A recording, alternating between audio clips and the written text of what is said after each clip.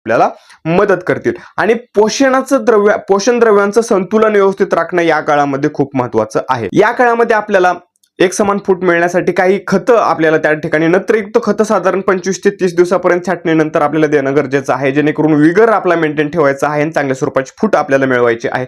त्यामध्ये आपण 19-19-19 असेल, 13-40-13 असेल, 13-0-45 असेल, ज्यामध्ये नायट्रोजन आपल्याला भेटणार आहे, ती काही खतं आपण ड्रिपद्वारे देणं त्या ठिकाणी महत्त्वपूर्ण ठरतं, जेणेकरून एक समान आपल्याला फूट भेटेल. त्याचबरोबर कॅल्शियम नायट्रेटचं देखील ऍप्लिकेशन आपण ड्रिपद्वारे द्या, जेणेकरून त्याचाही फायदा आपल्याला चांगल्या मजबूत फुटीसाठी होईल.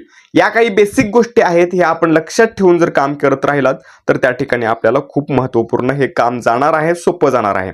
आता एवढं सगळं करूनही एखादी वेळेस आपली फूट मागे पुढे राहिली, त्यावेळेस काय करायचं, तर विरळणीच्या ज्यावेळेस आपल्याकडे लेबर येतात त्यावेळेस आपण काय करा, तर एकदम रोगट आणि खालच्या बाजूने झुकलेल्या, सूर्यप्रकाशाच्या बाजूने नसलेल्या अशा एकदम रोगट आणि खराब अशा फुटी ज्या आहेत, जेवढ्या काही असतील तेवढ्या पूर्णतः